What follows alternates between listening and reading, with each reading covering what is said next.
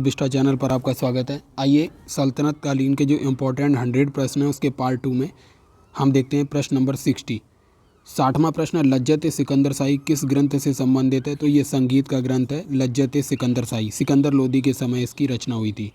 61वां प्रश्न है, किस लोदी शासक ने भूमि की माप के लिए गजे सिकंदरी नामक पैमाना चलवाया था? तो सिकंदर लोदी ने गजे सिकंदरी नामक पैमाना चलवाया था। अगला प्रश्न देखते हैं। प्रश्न 64 है, तैमूर ने दिल्ली से वापस जाते समय किसे लाहौर, मुल्तान और दीपालपुर का राज्यपाल बनाया था? तो खिज्र खां को बनाया था। तैमूर के आक्रमण के बाद ही भारत में सैयद वंश की स्थापना खिज्र खां के द्वारा की जाती है। अगला प्रश्न है, निम्नलिखित सल्तनत शासकों में से कौन अफगान मूल के थे? तो अफगान मूल के शासक जो थे लोदी थे। बाकी के सारे तुर्की शासक थे। अगला प्रश्न देखते हैं। प्रश्न नंबर 66 है, निम्नलिखित में से किस सुल्तान ने आगरा नगर बसाया? तो सिकंदर लोदी ने 1506 ईस्वी में आगरा शहर की स्थापना की थी। अगला प्रश्न देखते हैं। राणा सांगा ने इब्राहिम लोदी को खतौली के युद्ध में पराजित किया था। अगला प्रश्न है, दिल्ली की राजगद्दी पर अफगान शासकों के शासन का निम्नलिखित में से कौन सा एक कालक्रम सही है? तो सबसे पहले बहलोल लोदी लोदी वंश का फाउंडर था। इसके बाद सिकंदर लोदी और सबसे लास्ट में आता है इब्राहिम लोदी। तो ये क्रम है बहलोल लोदी, सिकंदर लोदी, इब्राहिम लोदी। अगला प्रश्न देखते हैं। तैमूर आक्रमण के समय भारत में तुगलक वंश जो था उस समय तुगलक वंश था। तुगलक वंश तैमूर आक्रमण के समय भारत पर राज कर रहा था। नासिरुद्दीन महमूद जो था वो उस समय तुगलक वंश का शासक था। अगला प्रश्न है, विजयनगर के शासक कृष्णदेव राय की कराधान व्यवस्था से संबंधित कथन दिए हुए हैं। भूमि की गुणवत्ता के आधार पर भू राजस्व की दर नियत होती थी। बिल्कुल सही बात है। दूसरा कथन है, कारखानों के निजी स्वामी को एक औद्योगिक कर देना पड़ता था। अतः दोनों कथन सही हैं, इसलिए इसका ऑप्शन सी करेक्ट होगा। अगला प्रश्न देखते हैं। जौनपुर नगर जो है मोहम्मद जौना खां की स्मृति में फिरोज शाह तुगलक के द्वारा इसकी स्थापना होती है, लेकिन यहाँ स्मृति पूछा गया है तो मोहम्मद जौना खां की स्मृति में। प्रश्न नेक्स्ट देखते हैं। सरकी सुल्तानों में निम्नलिखित में से किसे पूर्व का सिराज कहा जाता है? तो जौनपुर जो है जौनपुर को पूर्व का सिराज कहा जाता है। अगला प्रश्न देखते हैं। कश्मीर शासक जो कश्मीर का अकबर के नाम से जाना जाता था, इसको जैनुल आबदीन जो था इसे कश्मीर के अकबर के नाम से जाना जाता है। अगला प्रश्न है, सही युग्म सुमेलित नहीं है उसे निकालना है। वाज बहादुर मालवा का शासक था, सही है। कुतुब शाह गोलकुंडा का था। सुल्तान मुजफ्फर शाह गुजरात का था, ये भी सही है। लेकिन यूसुफ आदिल शाह ये बीजापुर का शासक था, ना कि अहमदनगर का। तो ऑप्शन डी करेक्ट है।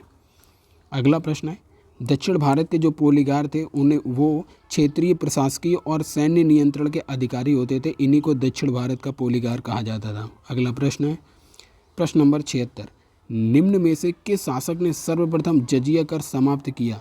तो जजिया कर सबसे पहले जैनुल आबदीन ने समाप्त किया था, फिर इसके बाद अकबर जो है जजिया कर को समापन करता है। अगला प्रश्न देखते हैं। बहमनी राज्य की स्थापना की गई थी। बहमनी वंश का संस्थापक जो था अलाउद्दीन हसन था। आइए अगला प्रश्न देखते हैं। राज्य बरार जो था राजवंश इमाद शाही इस पे शासन करता था, जबकि बीजापुर जो था आदिल शाह राजवंश जो था बीजापुर पे शासन करता था। निजाम शाही राजवंश जो था वो अहमदनगर पे शासन करता था, जबकि गोलकुंडा जो था वो कुतुब शाही राजवंश जो था गोलकुंडा पे शासन करता था। तो चलिए अगला प्रश्न देखते हैं। निम्नलिखित कथनों पर विचार कीजिए। हरियर और बुक्का वारंगल के काकतियों के सामंत थे, सही कथन है। इस्लाम स्वीकारने के पश्चात हरियर और बुक्का को मोहम्मद बिन तुगलक ने दक्षिण भारत में विद्रोह के दमन के लिए भेजा था, ये भी स्टेटमेंट सही है। हरियर और बुक्का के गुरु विद्यारण्य थे, ये भी स्टेटमेंट सही है। हरियर और बुक्का ने विजयनगर को तुंगभद्रा नदी के किनारे बसाया, ये स्टेटमेंट भी करेक्ट है।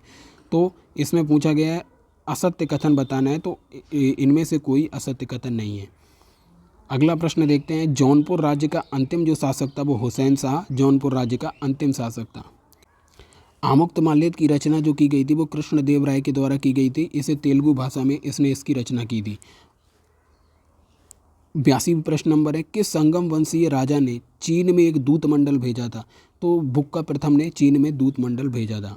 नेक्स्ट प्रश्न देखते हैं। कृष्णदेव राय ने किस नगर की स्थापना की? तो कृष्णदेव राय ने अपनी माता के ऊपर एक नागलापुर नाम से नगर की स्थापना की थी। अगला प्रश्न है, अब्दुल रज्जाक जो था देवराय द्वितीय के राज्यकाल में भारत आता है, बी ऑप्शन सही है। अगला प्रश्न है निकालो डी कॉन्टी कौन था? तो इटली का एक यात्री था जिसने विजयनगर साम्राज्य की यात्रा की थी। अगला प्रश्न देखते हैं, प्रश्न नंबर 86 है, वैदिक ग्रंथों के भाष्यकार जो थे सायण को विजयनगर राजाओं का आश्रय प्राप्त था। अगला प्रश्न देखते हैं, 87 प्रश्न नंबर है, विजयनगर समाज में सती प्रथा प्रचलित थी, ये बात सही है। दूसरा स्टेटमेंट है विजयनगर कालीन समाज में क्षत्रियों के विषय में कोई जानकारी नहीं मिलती, ये स्टेटमेंट सही है। विजयनगर कालीन समाज में विवाह कर सामाजिक तथा सामुदायिक कर के रूप में आरोपित था, ये भी सही है। विजयनगर साम्राज्य की अर्थव्यवस्था कृषि प्रधान थी, उपज का 1/6वां भाग कर के रूप में वसूला जाता था, ये भी स्टेटमेंट सही है। तो इसका मतलब इसमें असत्य कथन पूछा गया है, तो उपयुक्त में से कोई भी कथन असत्य नहीं है।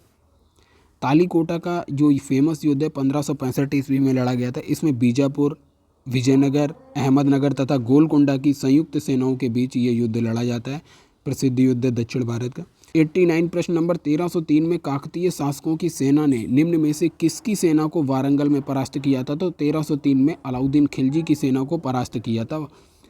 अगला प्रश्न देखते हैं, प्रसिद्ध विट्ठल मंदिर जिसके 56 तक्षित स्तंभ संगीतमय स्वर निकालते हैं कहाँ पर अवस्थित हैं? तो ये हम्पी में अवस्थित हैं।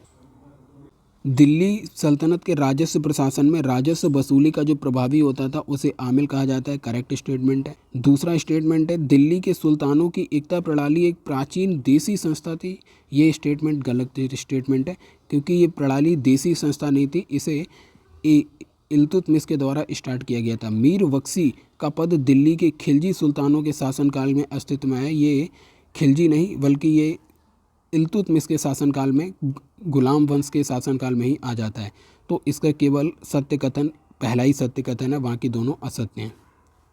प्रश्न नंबर 92 देखते हैं, अनुष्ठानिक नातेदारी विजयनगर का शासन का जो प्रमाण चिन्ह था, विजयनगर शासकों ने निम्नलिखित में से किस एक देवस्थल की ओर से शासन करने का दावा किया? तो ये विरूपाक्ष की ओर से इन्होंने शासन करने का दावा किया।